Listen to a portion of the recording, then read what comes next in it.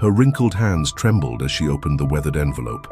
Inside was a check for $5 million and a handwritten note, "For the woman who loved me when I was nothing." Tears streamed down Martha's face as she looked up at the mansion that once belonged to the farmhand she'd fallen in love with 50 years ago, the man who had disappeared without a trace, only to return now as one of the country's wealthiest men. The rusty mailbox flag dropped with a haunting finality, like a guillotine severing Martha Jenkins' last thread of hope. She stared at the foreclosure notice in her gnarled hands, trembling not from her 63 years of age, but from pure, undiluted fear. This land wasn't just property, it was her heartbeat, her legacy, her very identity. Final notice. The cruel red letters seemed to throb against the stark white paper. 30 days. After a century of Jenkins working this soil, she had 30 days before strangers would claim the only home she'd ever known. The morning sun beat down mercilessly as Martha collapsed onto the worn porch steps, clutching the paper to her chest like a fatal diagnosis. Duke, her aging border collie, limped to her side, whimpering softly as if he understood that their world was crumbling. "What would Tom say?" she whispered, tears carving paths through the fine dust on her weathered cheeks. Her husband had been gone 5 years now, heart attack while fixing the barn roof, but not a day passed without Martha feeling the phantom weight of his absence beside her.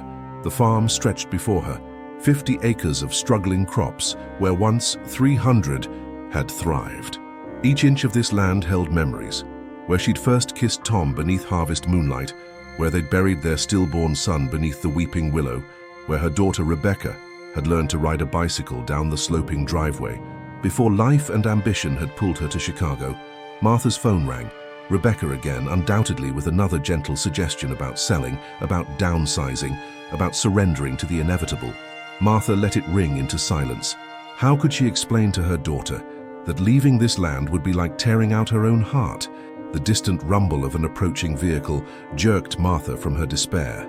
Through the shimmering heat waves, a sleek black car materialized. On the dirt road, obscenely luxurious against the backdrop of her fading farm. No one this wealthy ever came to Oak Ridge, certainly not to her remote corner of it. Martha hastily wiped her tears, pride forcing her spine straight, despite the weight crushing her chest. Duke's growl vibrated against her leg as the car stopped, dust billowing around its gleaming exterior like a storm cloud. The driver's door opened, and a tall figure emerged, a man in his mid-60s, his bearing that of someone accustomed to command. Despite his simple clothes, crisp button-down and new jeans that had never seen honest work, something about him radiated power. Yet beneath that polish, there was something hauntingly familiar in the way he moved, in the set of his shoulders. "Mrs. Jenkins," he called, his voice carrying a strange mixture of confidence and uncertainty. Martha's breath caught in her throat.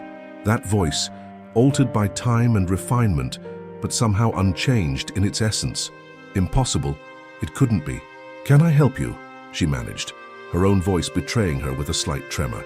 The man removed his sunglasses, revealing eyes that had haunted her dreams for more than 4 decades.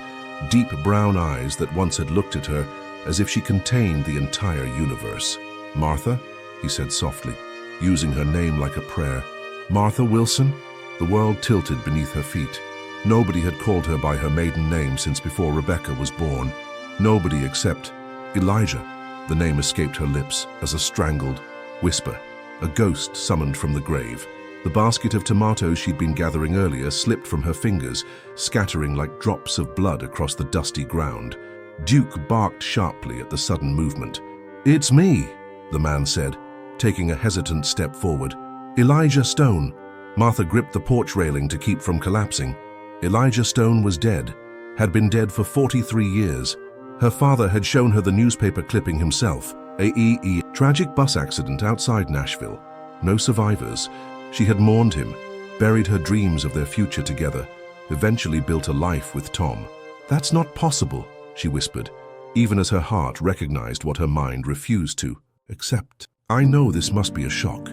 His voice was gentle, but his eyes never left hers, searching for the girl he had once loved in the face of the woman she had become. Something inside Martha shattered, decades of carefully constructed peace splintering like glass. Her legs gave way and she sank back onto the porch steps, the foreclosure notice fluttering forgotten from her fingers. "You were dead," she said, the words thick with revived grief. They told me you died in that crash. They showed me your name in the paper.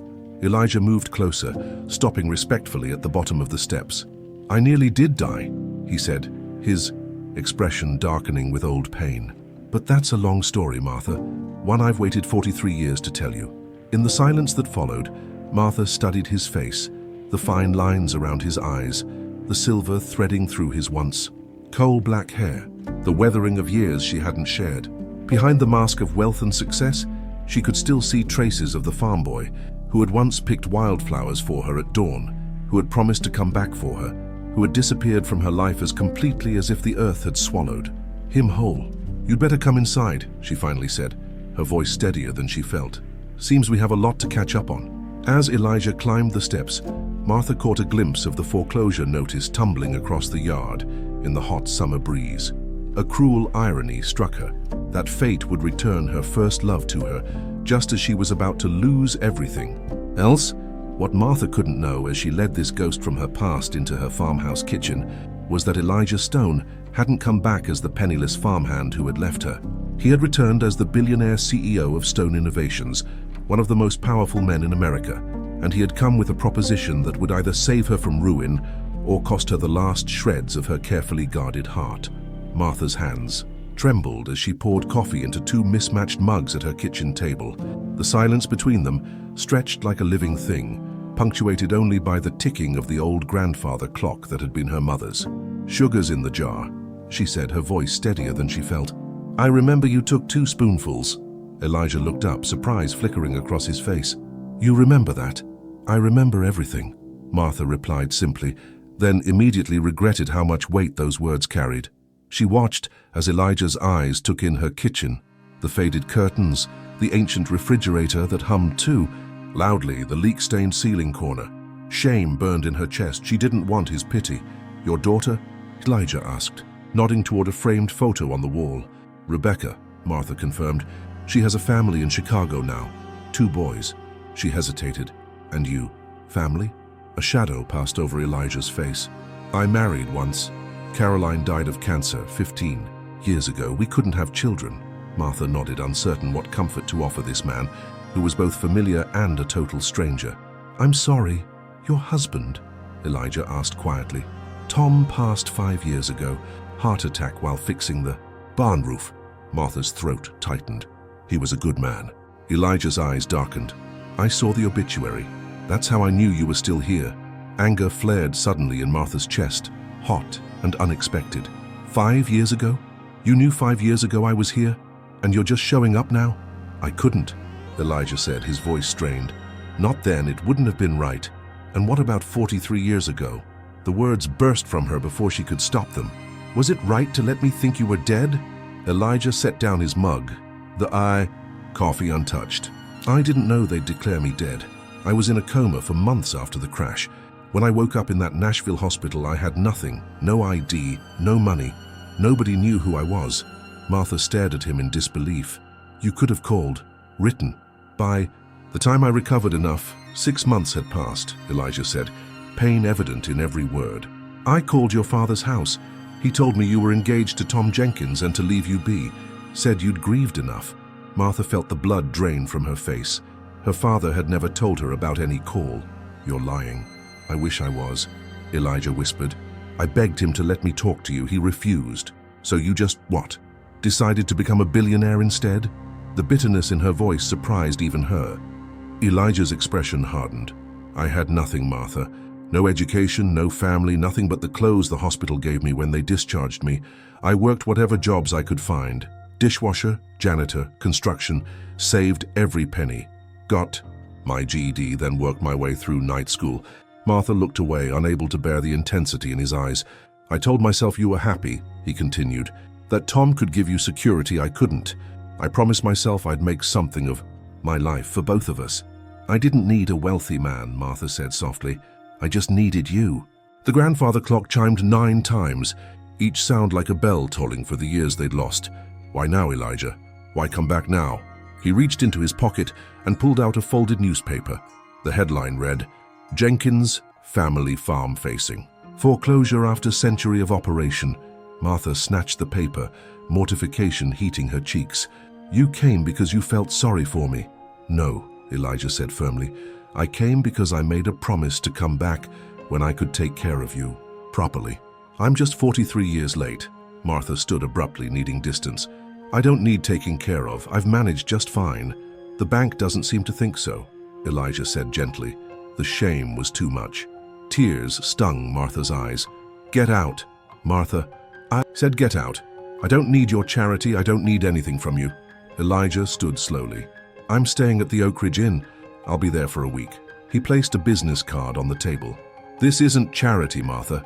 This is me keeping a promise I made when I was 20 years old." As his footsteps faded and the sleek black car pulled away, Martha collapsed into her chair, clutching the business card. CEO of Stone Innovations, a Fortune 500 company she'd seen on TV. Outside, storm clouds gathered, mirroring the tumult in her heart. The farm would be foreclosed in 30 days without a miracle. And now the ghost of her first love had returned, offering salvation wrapped in painful memories and unanswered questions. Duke nudged her leg, whining softly. Martha wiped her tears and scratched behind his ears. "What am I supposed to do now?" "Old boy." The rain began to fall, drumming on the roof like the heartbeats of two young lovers who once thought they had forever. 3 days passed before Martha could bring herself to look at Elijah's business card again. 3 days of restless sleep filled with memories and what-ifs. 3 days of checking her dwindling bank account and ignoring calls from the bank. The morning paper sat on her kitchen table, open to an article about Stone Innovations' latest technological breakthrough that would revolutionize sustainable farming.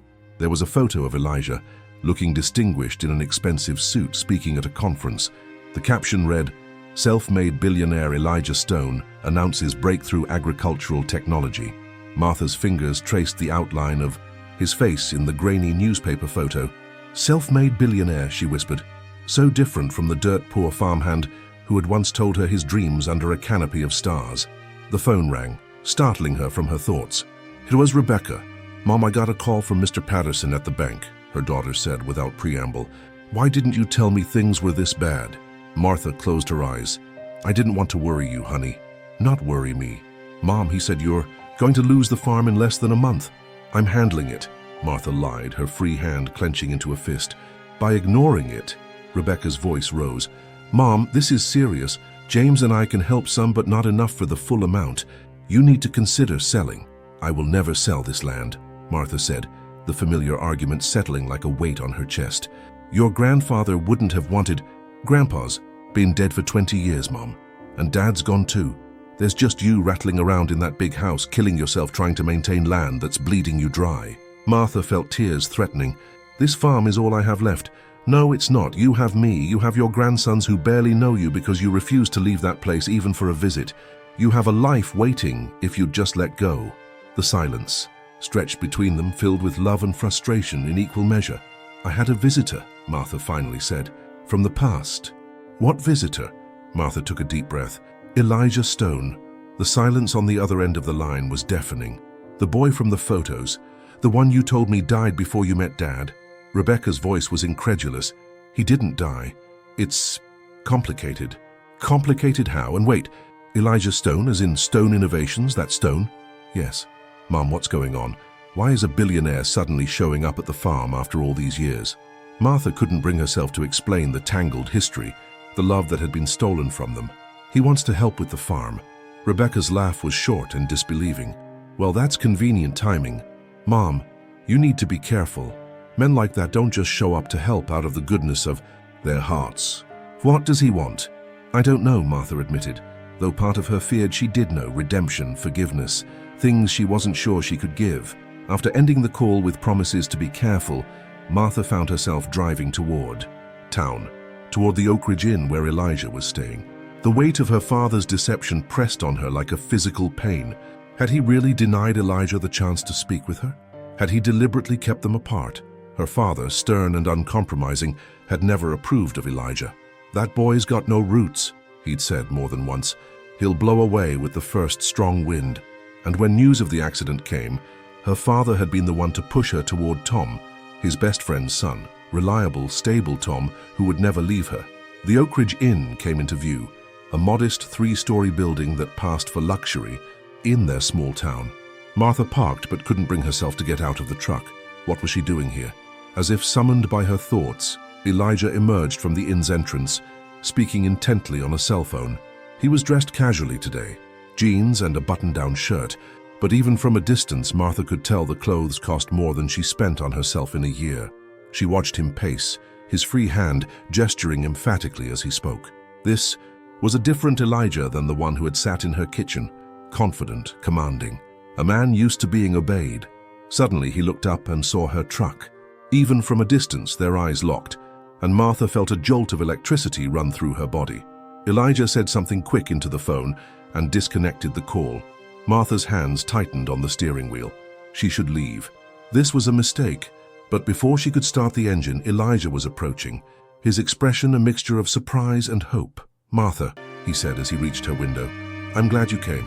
I found my father's journal," she said, without preamble. "In the attic. He kept everything, including a note about your call." Elijah's face softened with understanding. "You didn't believe me, would you? After all this time?" He shook his head. "I suppose not." Martha's voice shook with suppressed emotion. "He wrote that he did it for my own good, that you would only bring me pain, that I needed someone steady." Elijah remained silent, allowing her the space to process. "This betrayal, he had no right," she continued, a lifetime of obedience to her father's wishes crumbling under newfound resentment. "No right to make that decision for me.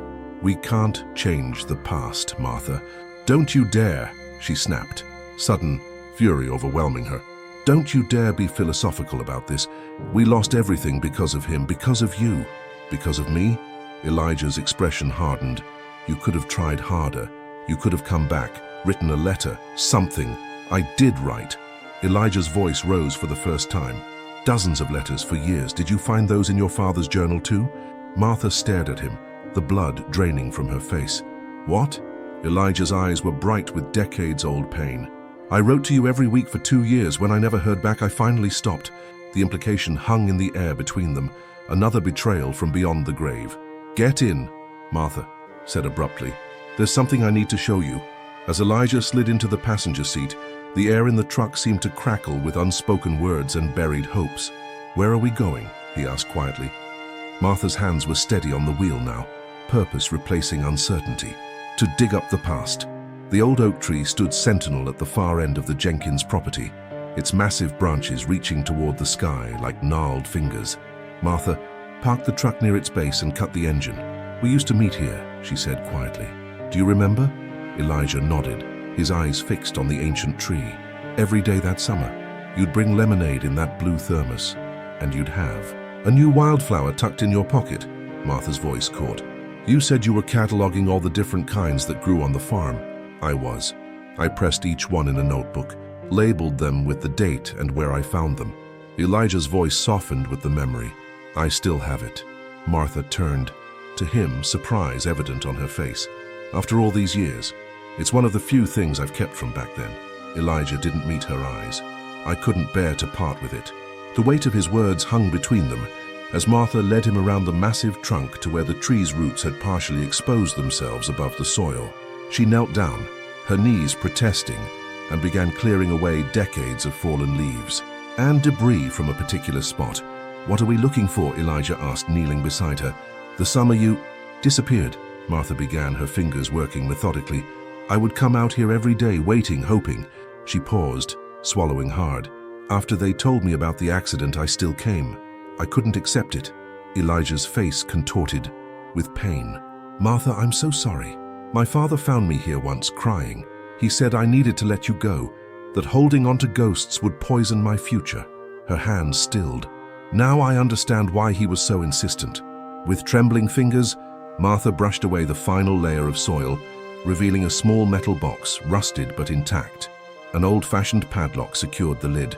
"What's this?" Elijah asked. Martha reached into her pocket and pulled out a small key.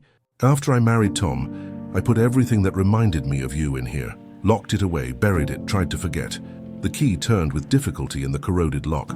When Martha lifted the lid, the scent of musty paper and dried flowers escaped. Like ghosts finally set free, inside lay a collection of mementos, pressed wildflowers now brown and fragile, a faded photograph of a young Elijah, laughing by the very tree they sat under, ticket stubs from the county fair, and a small stack of unopened envelopes yellowed with age, bound together with a faded ribbon. "My letters," Elijah whispered, reaching toward them before pulling his hand back, as if afraid they might turn to dust at his touch. "I never knew they existed," Martha said, her voice barely audible. "My father must have intercepted them at the post office. Mrs. Guthrie was his cousin, you know. She ran the mail counter back then." Elijah's jaw tightened. "All those years, I thought you'd moved on, that you'd forgotten me, and I thought you were dead." Martha's voice cracked. "Until I met Tom, I couldn't even look at another man without seeing your face. Even after we married, part of me still..." She couldn't finish the sentence. The unspoken truth hung in the air, that even in her marriage to a good man, a part of her heart had remained locked away, buried under this oak tree with these mementos of a love cut tragically short. Elijah gently took the stack of letters. "May I?" Martha nodded, afraid to speak. He untied the ribbon and opened the first envelope with careful fingers. "August 3rd, 1980, he read, his voice thick with emotion. "My dearest Martha." As he read, Martha closed her eyes, letting his words wash over her.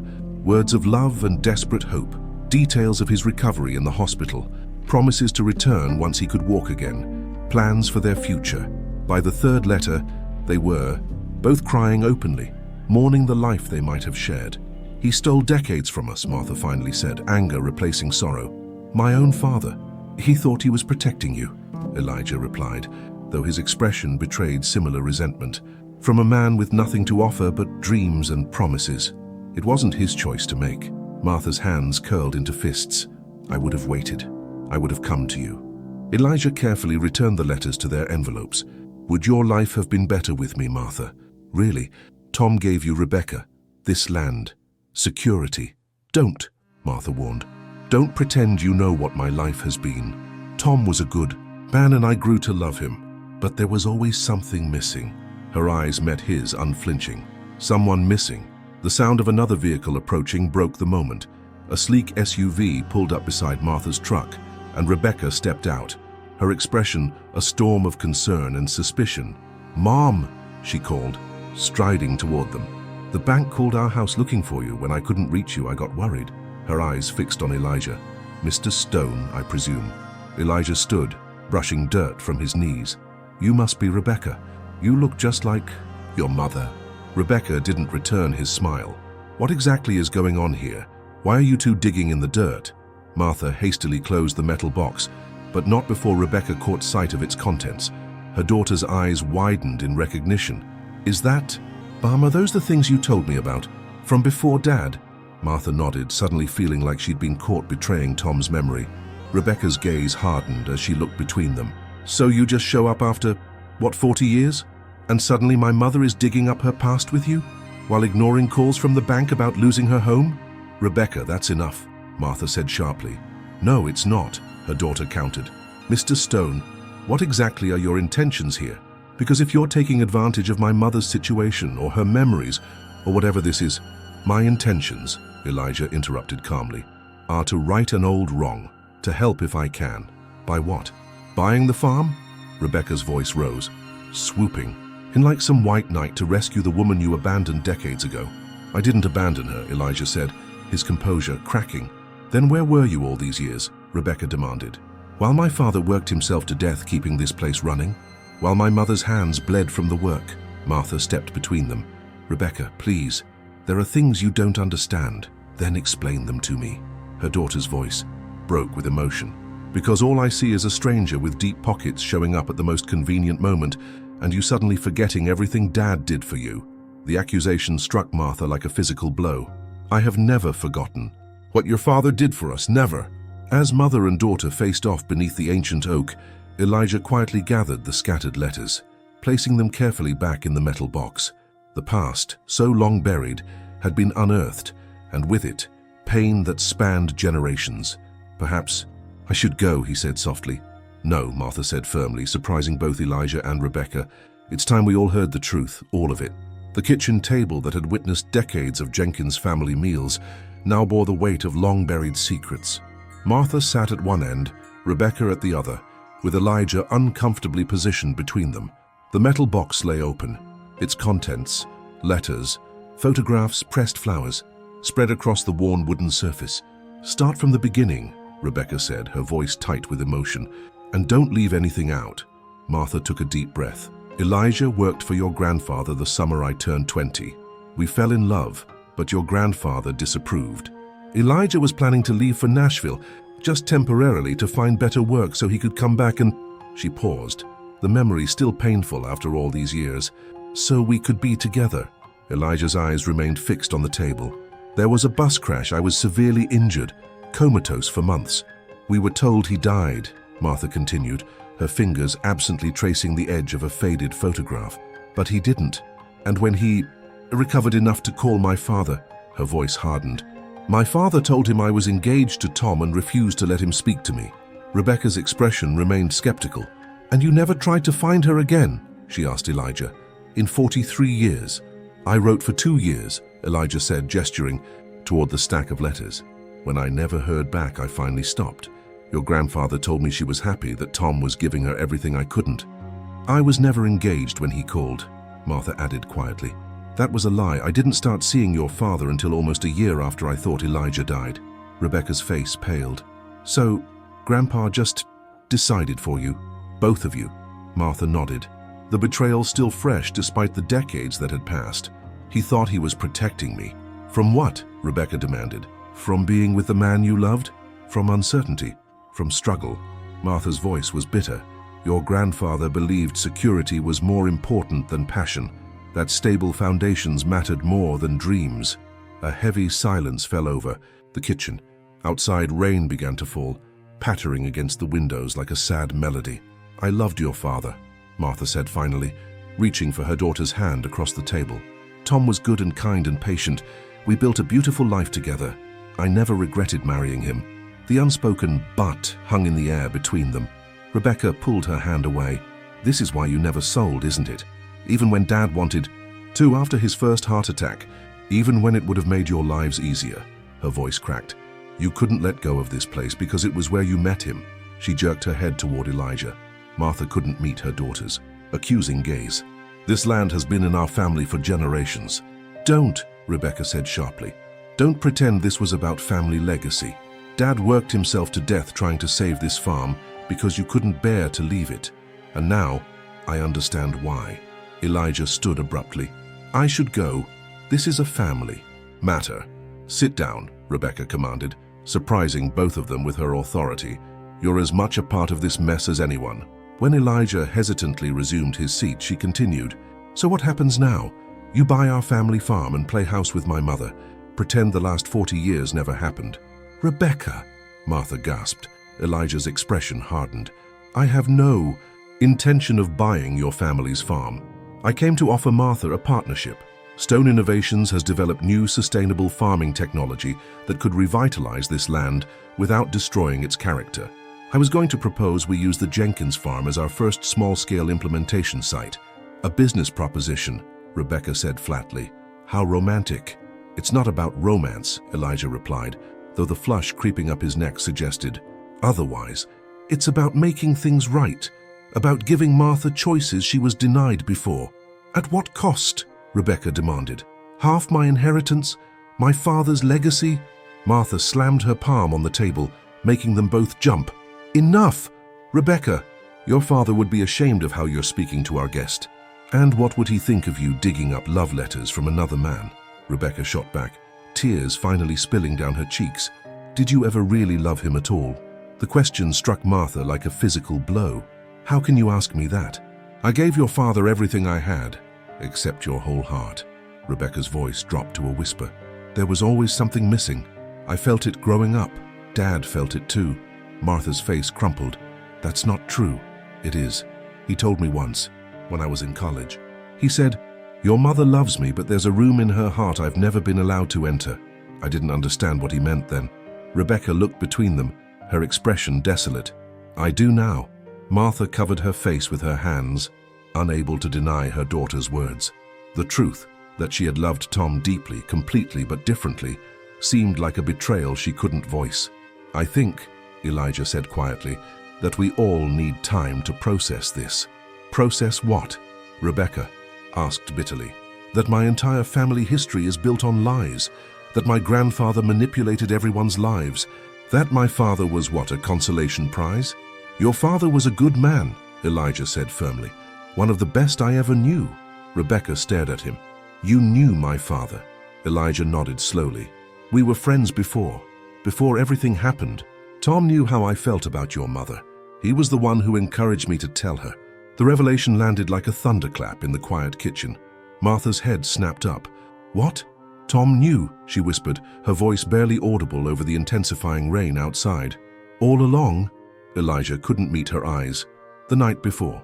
I left for Nashville. I told him I was going to ask you to wait for me. He said I should follow my heart.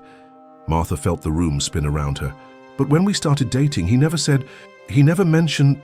Because he thought I was dead too, Elijah said softly. And he loved you, Martha. He always did, even back then.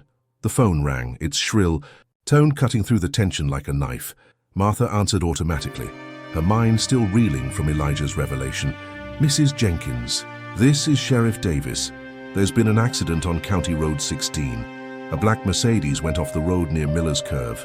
Martha's eyes flew to Elijah. But he's right here with me. It's not Mr. Stone, ma'am. It's a young man who says he's his son. He's asking for his father. The receiver slipped from Martha's fingers, clattering against the wall as she stared at Elijah in shock. You have a son? The color drained from Elijah's face. What? That's impossible. Martha grabbed the receiver. Sheriff Davis will be right there. Through the rain-streaked windshield of Martha's truck, the flashing lights of emergency vehicles cut through the darkness that had settled over County Road 16. Rebecca had insisted on coming, her anger temporarily displaced by the urgency of the situation. You said you didn't have children, Martha said, her knuckles white on the steering wheel. Another lie. I wasn't lying. Elijah's voice was tight with confusion. Caroline and I couldn't have children. The doctors confirmed it. The ambulance came into view, parked beside a mangled black Mercedes that had crashed into a tree. A young man sat on the back bumper, a paramedic wrapping a bandage around his forehead. Even from a distance, the resemblance was unmistakable.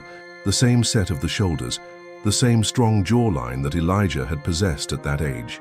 Martha parked, and Elijah was out of the truck before she'd turned off the engine. Dad, the young man called, standing unsteadily. Elijah froze. Who are you? The young man's relieved expression faltered. It's me, Alex, your son. I don't have a son, Elijah said flatly. Alex's face crumpled in confusion. What are you talking about? Mom said. Who is your mother? Elijah demanded. Jennifer Stone, your wife. Martha felt as though the ground had opened beneath her feet. Wife? Elijah had told her Caroline died 15 years ago. Had that been a lie too? Jennifer and I divorced 25 years ago, Elijah said, his voice dangerously low.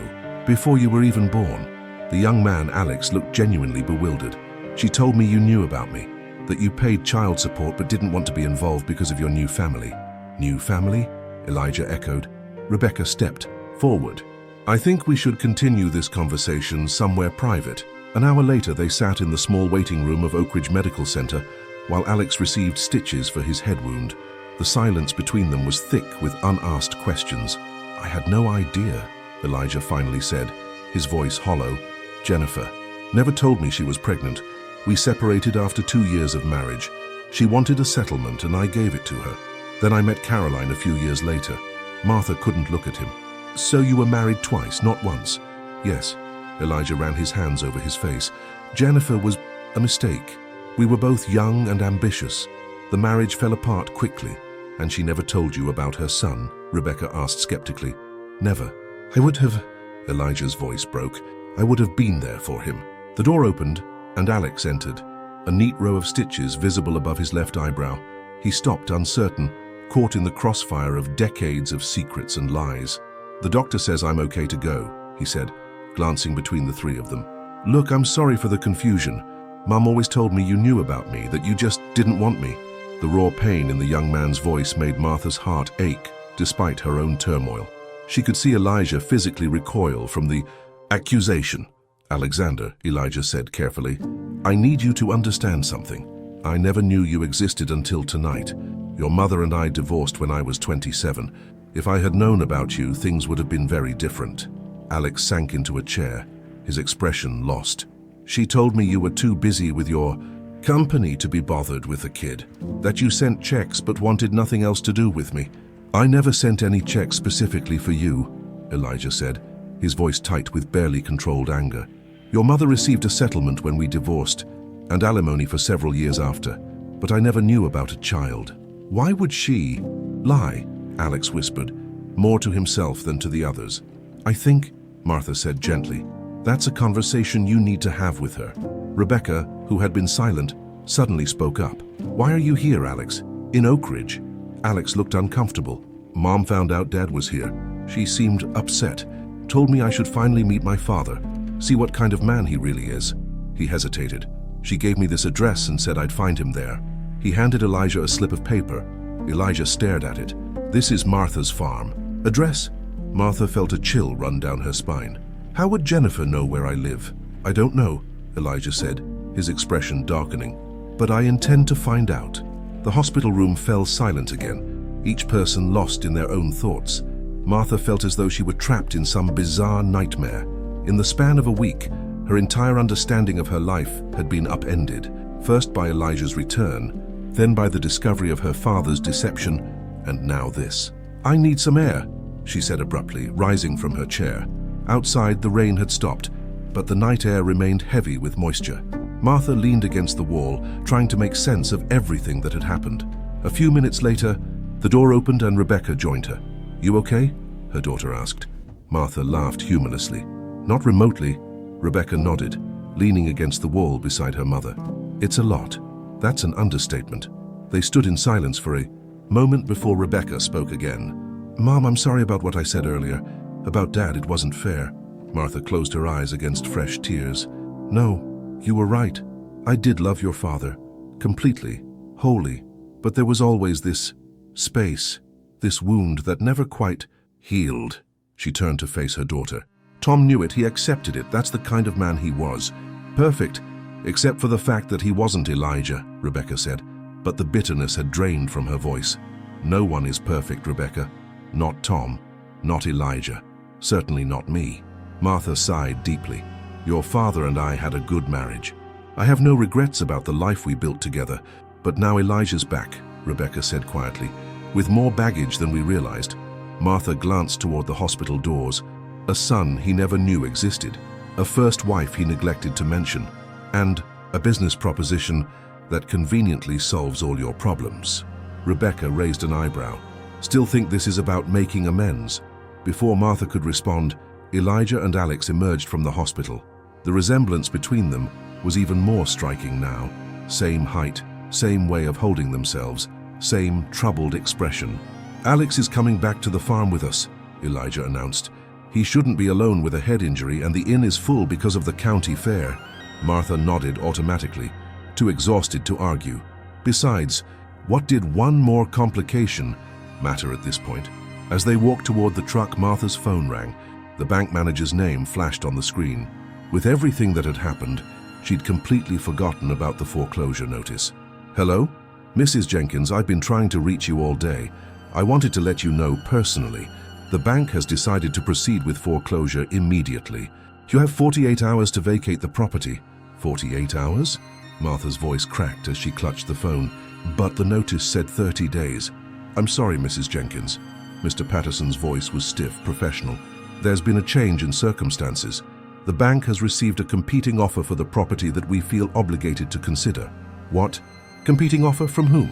"I'm not at liberty to discuss the details. The paperwork will be delivered tomorrow morning." "Again, Mrs. Jenkins, I'm truly sorry." The line went dead. Martha stared at the phone, her entire world collapsing around her. "Mom," Rebecca's concerned voice barely registered. "What happened?" "The bank is accelerating the foreclosure," Martha said numbly. "We have 48 hours to leave the farm." Elijah stepped forward, his face hardening with sudden resolve. "This doesn't make sense. Foreclosures don't work this way. There are legal processes, timelines." "They received another offer," Martha cut in, her voice hollow. "Someone else wants the land." A tense silence fell over the group. Alex shifted uncomfortably, clearly feeling like an intruder in this family crisis. "I'll fight this," Elijah said firmly. "I have lawyers, connections." "In 48 hours," Rebecca interjected. Even your money can't move that fast. Martha straightened, a lifetime of resilience asserting itself despite her exhaustion. Let's go home, we need to think.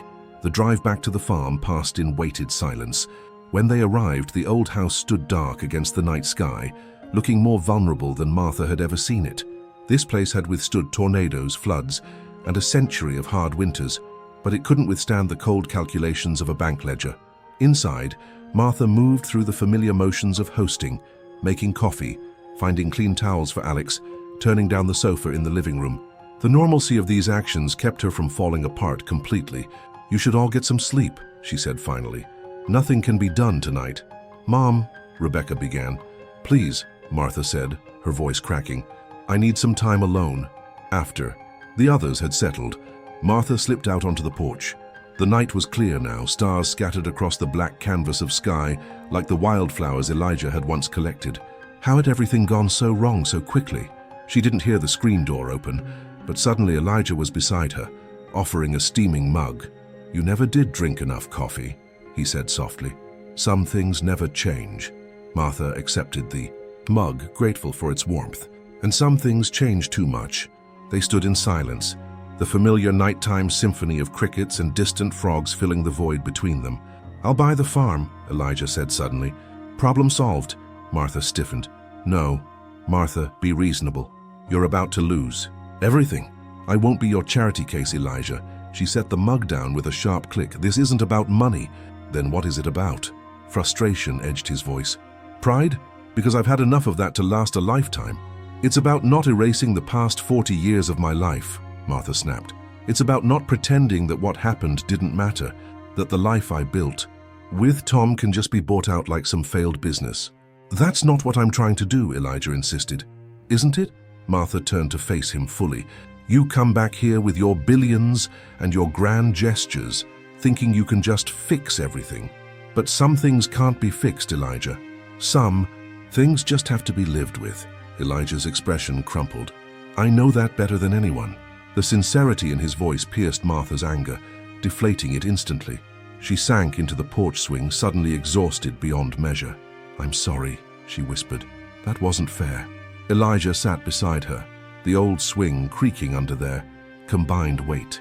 "None of this is fair, not what your father did to us, not what Jennifer apparently did to Alex and me, not what's happening with the bank now." Martha leaned back, gazing up at the stars. "Do you ever wonder how different our lives might have been if my father hadn't interfered?" "Every day," Elijah admitted quietly. "For 43 years.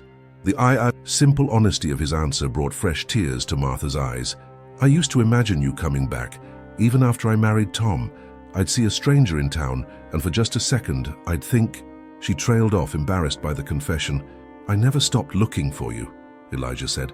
"Even after I thought you'd moved on, I'd search for Martha Wilson whenever I visited a new city. I kept telling myself I just wanted to know you were happy." "Were you? Happy, I mean, with your life?" Elijah considered the question. "I built something meaningful, helped develop technologies that make a difference, but happy?" He shook his head. There was always something missing. The parallel to what Rebecca had said about Martha's marriage to Tom wasn't lost on either of them. "And now there's Alex," Martha said, changing the subject. "Your son." Elijah's expression grew troubled. "A son I never knew existed.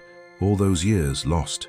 You have a chance now," Martha pointed out, "to build a relationship with him. At 24, after his mother poisoned him against me for his entire life?" Elijah sighed heavily. "I don't even know where to begin."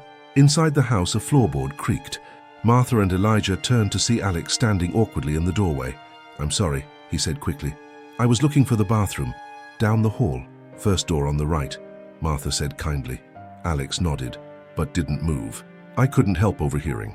About the farm, I mean." He hesitated. "My mom told me we were coming here to confront my father about his past, that he was trying to buy forgiveness from some woman he'd wronged years ago." Martha's breath caught. "Your mother knew about me. She said there was a woman from his past that he never got over, that he talked about her in his sleep, even when they were married." Alex's eyes moved between them. "That was you, wasn't it?" Elijah stood, his expression taut with sudden understanding. "Alex, when exactly did your mother tell you to come find me?" "Last week. She showed me articles about your company's new agricultural technology. Said you were planning to test it in Tennessee. Alex frowned. Why? The pieces clicked together in Martha's mind. The competing offer for the farm, it's from Jennifer, isn't it? Elijah's face had gone pale. She's always been ruthless in business. If she found out I was coming here, that I was planning to help you, she'd try to take it away, Martha finished. But how would she even know? My plans for the agricultural project weren't public yet, but they weren't secret either. Anyone at Stone Innovations with access to the development timeline would know. Elijah's expression darkened. Including board members like my ex-wife's brother. Alex looked stricken. Are you saying my mom is deliberately trying to hurt me by hurting Martha? Elijah confirmed grimly. It would be just like her. Martha felt sick. So my farm is being foreclosed in 48 hours because your ex-wife is settling an old score? I'm so sorry, Alex said, looking genuinely devastated. I had no idea. She told me... He broke off, his expression hardening. She's been lying to me my whole life, hasn't she? About everything. Before either of them could respond, headlights swept across the front yard as a car turned into the driveway. Who could that be at this hour? Martha wondered aloud. Moving toward the steps, a sleek black sedan pulled up beside Elijah's car. The driver's door opened, and a woman emerged. Tall, elegant, her blonde hair gleaming in the porch light. Well, isn't this cozy? She called, her voice carrying easily through the night air. A little reunion at the farmhouse. Elijah went rigid. Jennifer. Martha felt as though she'd been plunged into ice water. After all these years, all these revelations, to finally come face to face with the woman who had actually married Elijah, had borne his child, was almost too much to bear. Mom? Alex stepped onto the porch. What are you doing here? Jennifer Stone climbed the porch steps with the confidence of someone who had never doubted her welcome anywhere. Up close, Martha could see the remains of what must have once been extraordinary beauty, now maintained through what was clearly expensive cosmetic work. I came to see what was taking so long, Jennifer said smoothly. You were supposed to call me hours ago. Her gaze slid to Martha, assessing her with cool calculation. So you're the famous Martha. I've waited decades to meet the woman who haunted my marriage.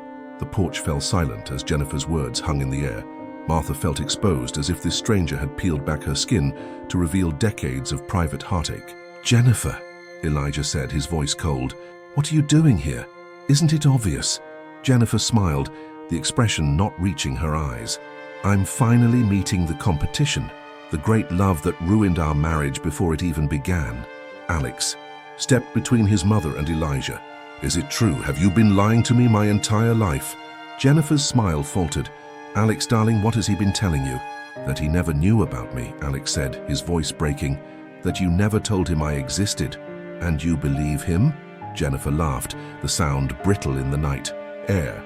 After he abandoned us? I never abandoned anyone, Elijah countered. We divorced, Jennifer.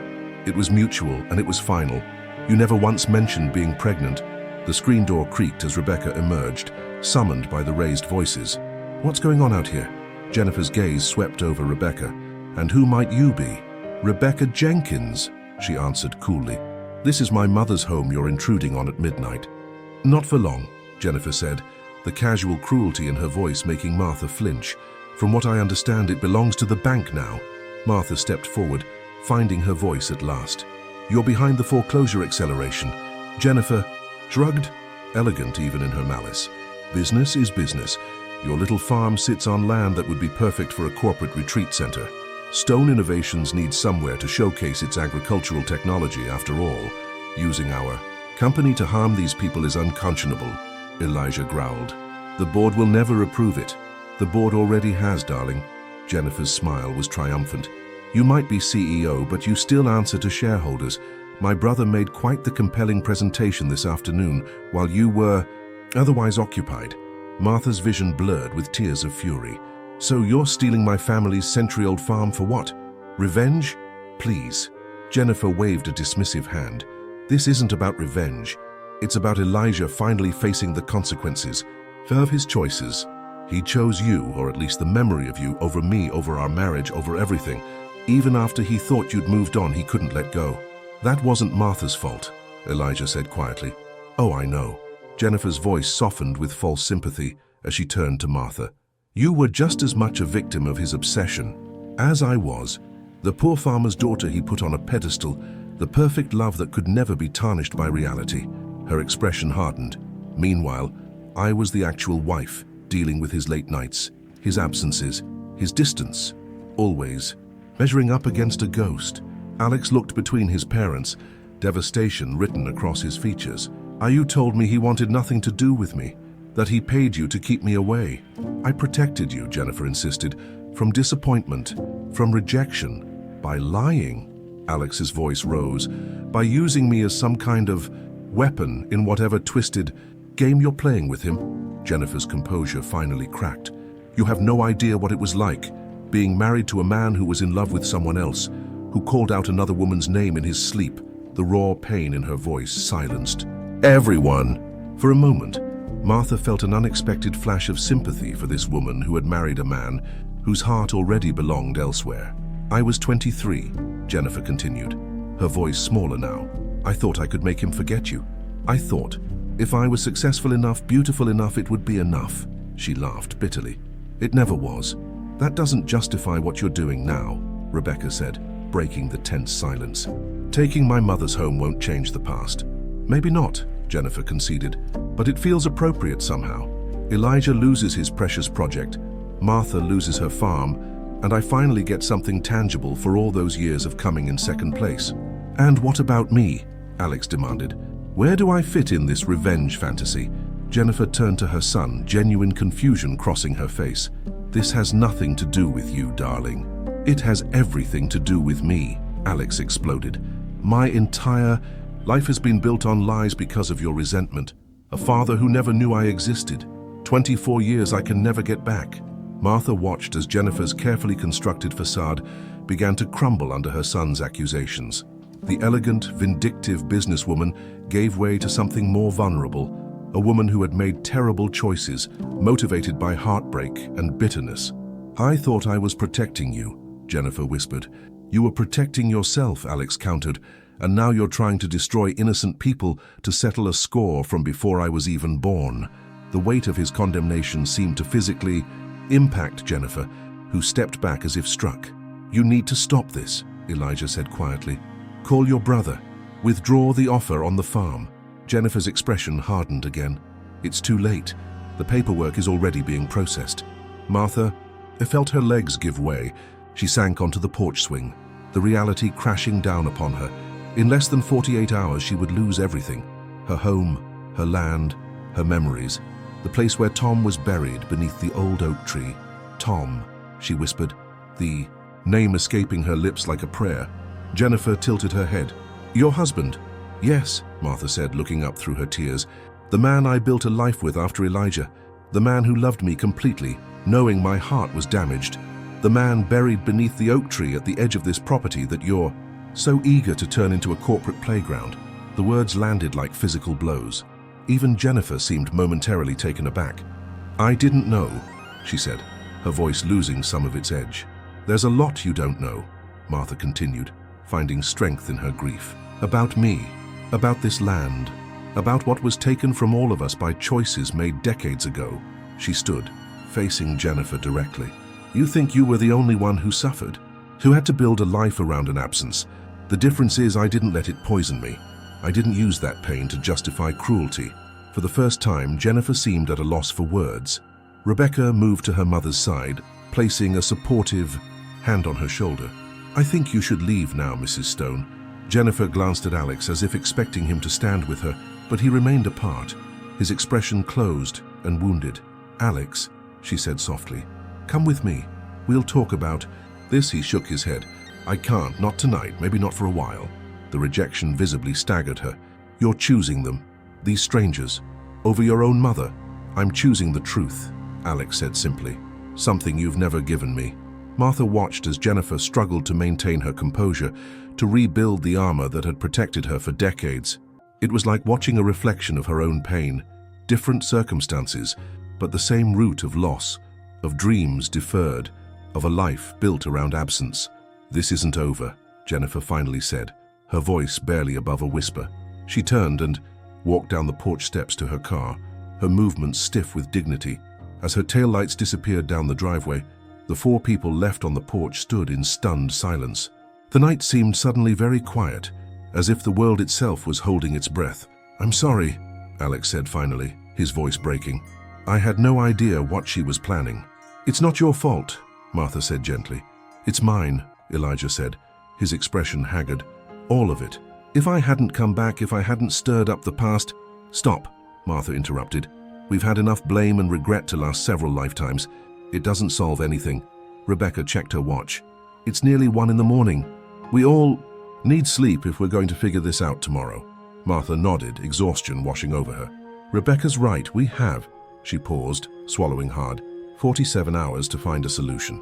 As they filed back into the house, Martha lingered on the porch, gazing out at the dark silhouettes of her fields against the star-filled sky. Somewhere in the distance, an owl called, the sound mournful and haunting. "I won't let them take you," she whispered to the land that had held her family's joys and sorrows for generations. It was a promise she had no idea how to keep. Martha woke before dawn, as she had nearly every day of her life. For a moment, in the gentle transition between sleep and wakefulness, she forgot the events of the previous day. Then, reality crashed.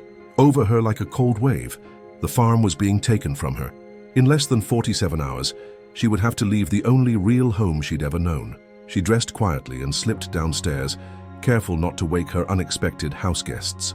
The kitchen was dark and still, holding the accumulated memories of thousands of family meals, conversations, arguments, and reconciliations. Martha ran her fingers along the worn edge of the counter as she made coffee, trying to commit every detail to memory.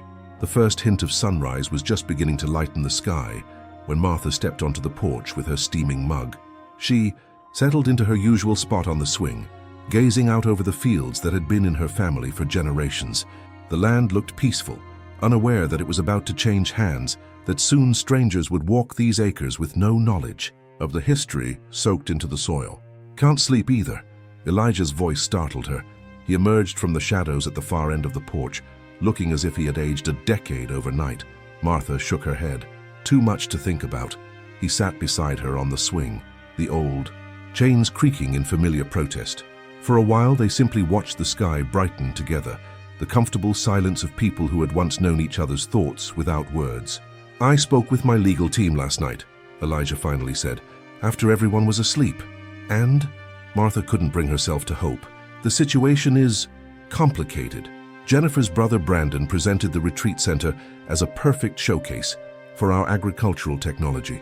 The board saw it as a win-win: good PR, profitable use of the technology, and a dedicated space for corporate events. "So it's done." Martha's voice was flat. "Not necessarily." Elijah turned to face her. "I spent most of the night reviewing our company bylaws and my contract. As founder and CEO, I have certain privileges. One of them is the ability to postpone major land acquisitions for review." Martha felt a flicker of hope. "How long can you postpone it?" 30 days, Elijah grimaced. "It's not much, but it gives us time to find another solution."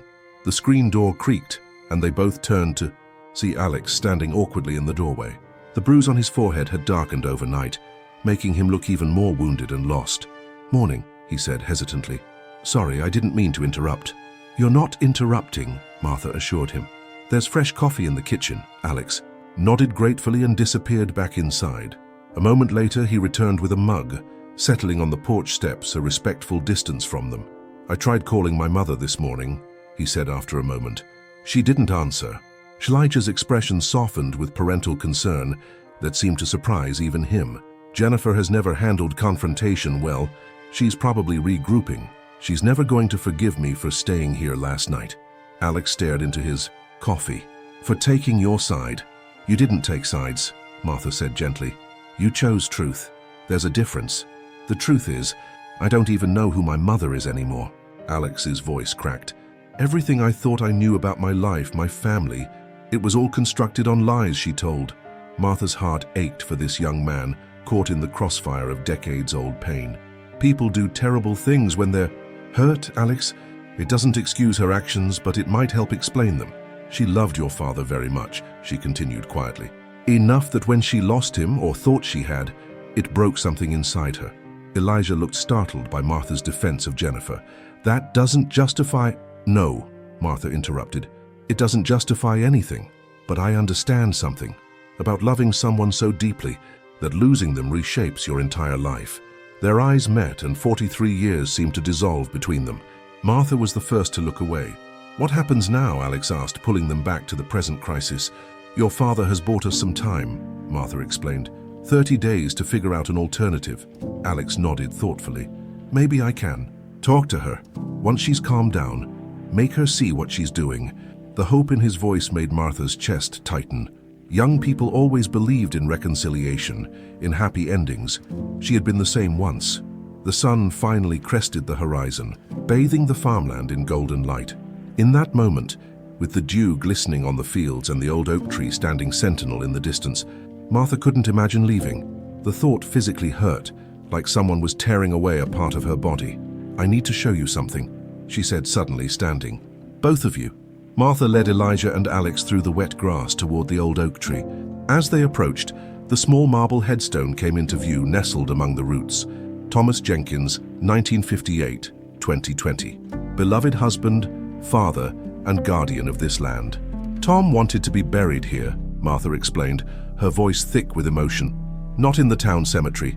He said he'd spent his life caring for this land, and he wanted to remain a part of it forever." Elijah stared at the headstone, his expression unreadable. "He was a good man. The best," Martha agreed softly. "He knew about you, you know. Not just before, but after. I told him everything when we started dating, seriously. About us, about my father's deception, all of it." "What did he say?" Elijah asked. Martha smiled sadly. "He said, 'I may not be your first love, Martha, but I promise to be your last.' And he was." The simple truth of those words hung in the morning air. Alex shifted uncomfortably, clearly feeling like an intruder in this intimate moment.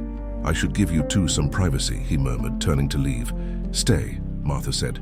"Please, you're a part of this now, whether any of us planned it or not." Alex hesitated, then nodded, his eyes reflecting a mixture of uncertainty and gratitude. "If Jennifer succeeds," Martha continued, gazing down at Tom's grave, "they'll likely remove this. Corporate retreat centers don't typically feature family. Burial plots." The thought seemed to physically pain Elijah. "I won't let that happen, but if you can't stop it, I will." His voice was steel. "Whatever it takes." The conviction in his tone made Martha look up. There was something in his expression she hadn't seen before, a determined resolve that went beyond legal maneuverings or business tactics. "What are you planning?" she asked cautiously. Before Elijah could answer, the sound of tires on gravel announced a vehicle approaching the house. The three of them turned to see a black SUV with tinted windows pulling into the driveway. "Is that my mother?" Alex asked, tensing. But it wasn't Jennifer who emerged from the vehicle. It was a man in an expensive suit carrying a leather portfolio. "Mrs. Jenkins," he called, spotting them near the oak tree. "I have the foreclosure paperwork for you to sign." Martha felt her knees weaken. "Already?" But Elijah said, "Martha Jenkins," the man asked again, approaching them. "I'm Howard Griffith, representing Oak Ridge Savings and Loan. I understand this is a difficult situation, but I need you to review and sign these documents." Elijah stepped forward. "There must be some mistake. I filed for a postponement review last night." The banker looked confused. "I'm sorry, Mr. Stone, but the purchase has already been approved by your board." The paperwork was expedited at the request of Brandon Wallace, who presented himself as acting on your behalf. "Brandon is not authorized to act on my behalf," Elijah said, his voice dangerously quiet. "And I am still CEO of Stone Innovations." "Nevertheless, the transaction has been approved," Griffith said, his discomfort evident but his resolve firm. "Mrs. Jenkins has until tomorrow at noon to vacate the property, per the accelerated timeline approved by the bank's board." "Tomorrow?" Martha whispered. "But I thought we had 48 hours. The timeline was further accelerated this morning, Griffith explained, not meeting her eyes. "I truly am sorry, Mrs. Jenkins." Rebecca appeared at the edge of the porch, still in her pajamas, clearly drawn by the commotion. "Mom, what's happening?"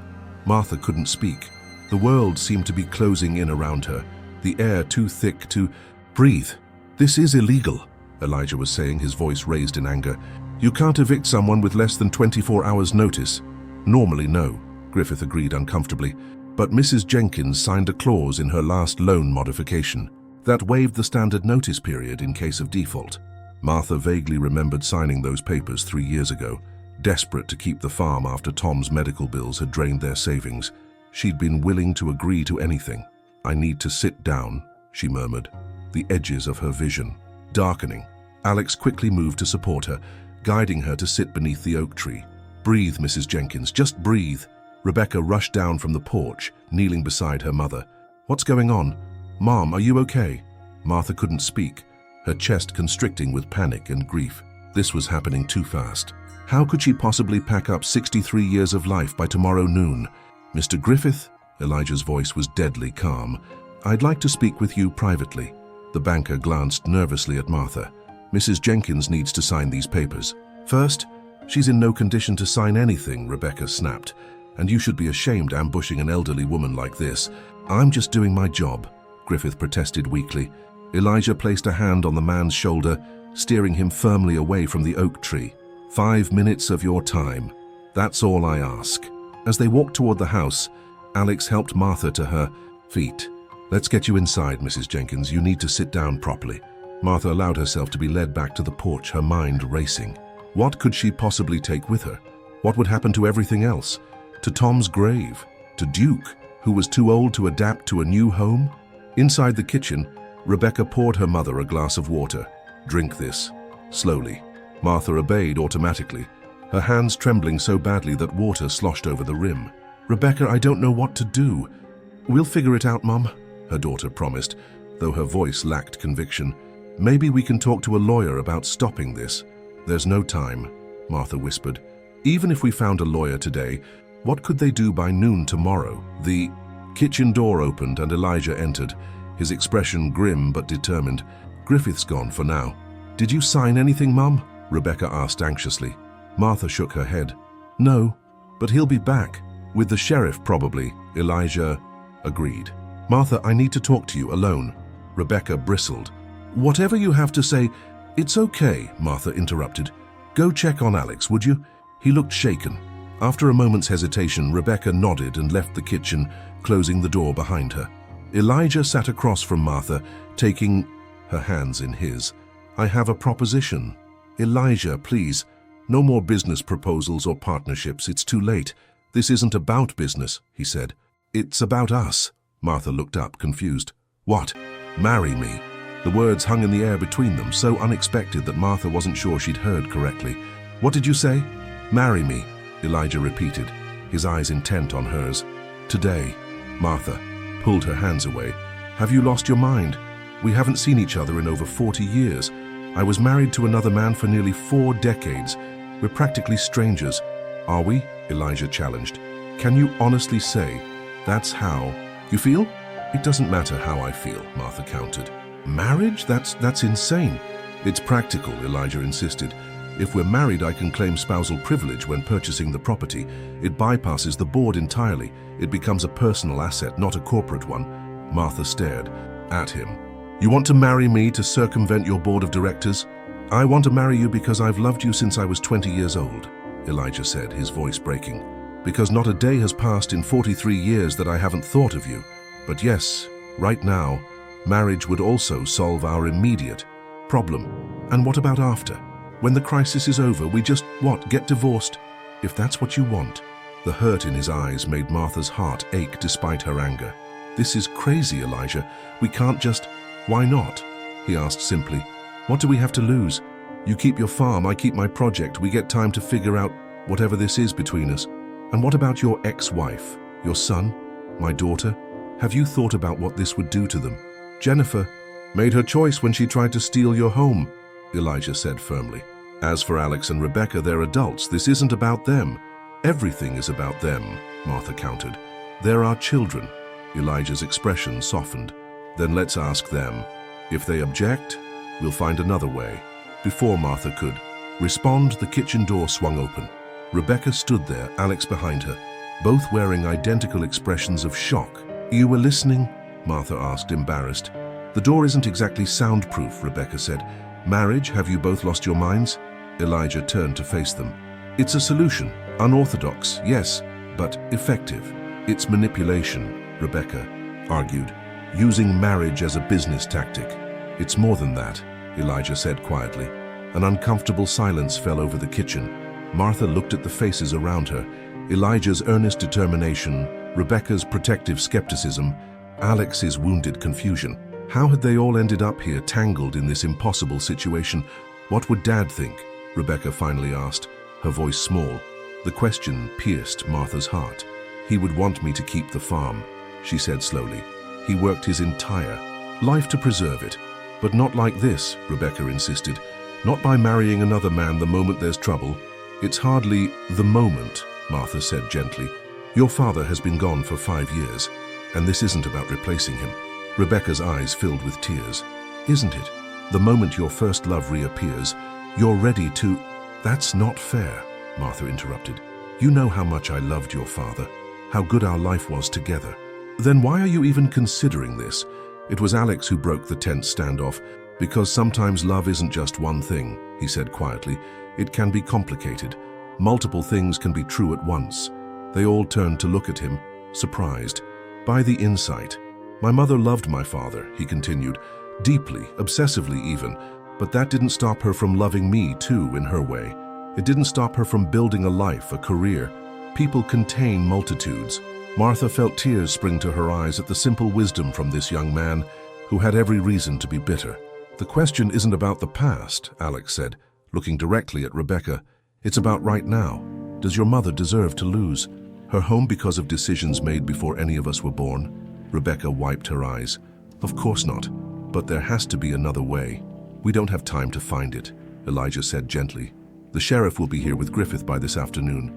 Once Martha is legally evicted, even marriage won't help. The sale will be complete. Martha looked around the kitchen, at the worn table where her family had gathered for countless meals, the window above the sink where she'd watched seasons change for decades, the doorframe where Tom had marked Rebecca's height each year until she left for college. I can't lose this place, she said finally. I just can't. Mom, Rebecca began, her voice pained. I know it seems crazy, Martha interrupted.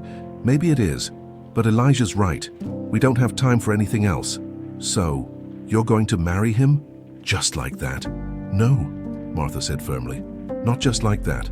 I'm going to marry him because beneath all the hurt and the years and the mistakes, there's something real between us. Something that never died. She turned to Elijah. Something worth seeing through whatever happens with the farm. Elijah's eyes shone with unfallen tears. I never stopped loving you, Martha. Not for a single day. Rebecca looked between them, her resistance visibly crumbling. You're really going to do this? It wasn't a question, but Martha answered anyway. Yes, if Elijah still wants to. More than anything, he replied. Alex cleared his throat. For what? It's worth. I think my mother would see this as the ultimate revenge. You two finally being together, despite everything she did to prevent it. A startled laugh escaped Martha. That's not why we're doing it. Maybe not entirely, Alex conceded.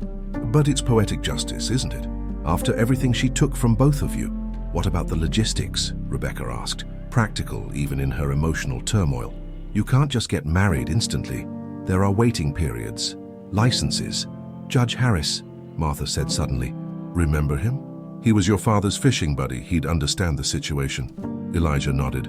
I'll make some calls, pull whatever strings I need to. I can't believe this is happening, Rebecca murmured. Neither can I, Martha admitted. But it feels right somehow. And it did, in a way she couldn't fully explain, as if after decades of wrong turns and missed connections, the universe was finally setting things back on their proper course. The next few hours passed in a blur of activity. Elijah made call after call, leveraging every connection he had. Alex drove into town to pick up the emergency marriage license that Judge Harris had agreed to authorize. Rebecca, still conflicted, but determined to support her mother, helped Martha find something suitable to wear.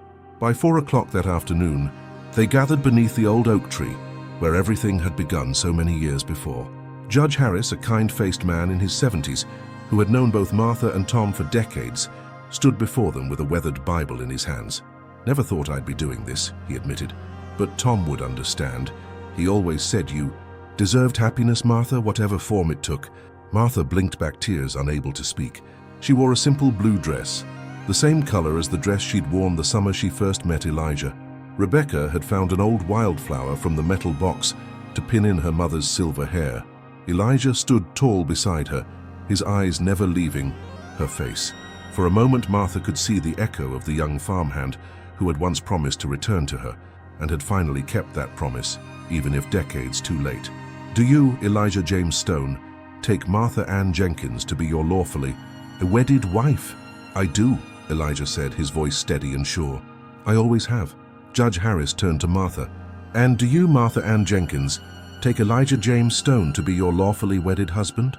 Martha took a deep breath, feeling the weight of the past and the uncertainty of the future. She glanced at Tom's headstone, silently asking for understanding. For blessing, I do, she said finally, with all my heart. Then by the power vested in me by the state of Tennessee, I now pronounce you husband and wife. Judge Harris smiled gently. You may kiss your bride, Elijah. As their lips met in a kiss that bridged 4 decades of separation, Martha heard the distant sound of car tires on gravel. Griffith had returned, probably with the sheriff and the final eviction papers, but it was too late. They had won. Perfect timing, Elijah murmured against her lips. Martha smiled through her tears. It always was a matter of timing with us, wasn't it? Life has a way of coming full circle when we least expect it. Martha and Elijah's journey reminds us that sometimes our first love isn't our last, but that doesn't mean it wasn't real. Sometimes, the paths we walk away from find their way back to us, offering second chances we never thought possible. Through decades of separation, buried truths and painful revelations, Martha found that healing sometimes comes from confronting the very past we've tried to forget. Time may change our circumstances, our appearances, and even our perspectives, but the heart remembers what truly matters. Martha's story teaches us that honor and love aren't mutually exclusive, that we can cherish our past while embracing our future. In the end, it wasn't about choosing between memories of Tom and a future with Elijah. It was about recognizing that life offers us multiple chapters, each with its own purpose, lessons, and love. Has there been a moment in your life where you felt the universe was closing a circle that began years ago? What would happen if you allowed yourself to revisit the doors you thought were permanently closed? What chapters of your story remain unwritten because fear or pride has held you back? Are you willing to take a leap of faith, like Martha did, even when everyone tells you it's impossible? If you had the chance to right a wrong from your past, would you have the courage to do it, even if it meant disrupting the comfortable life you've built? What relationships in your life need healing that only forgiveness can provide? Life is too short to let misunderstandings keep us from those we love. What relationship in your life deserves a second chance? What are you waiting for? If this story touched your heart, make sure to subscribe to our channel and activate notifications so you never miss another life-changing story like Martha and Elijah's. Your subscription helps us continue sharing these powerful moments that remind us all of the extraordinary beauty in ordinary lives. Ready for another emotional journey? Click on the video appearing on your screen now. Millionaire see mother with 2 children on the street. What he did changed his life forever, and discover how one moment of compassion can alter the course of multiple lives forever.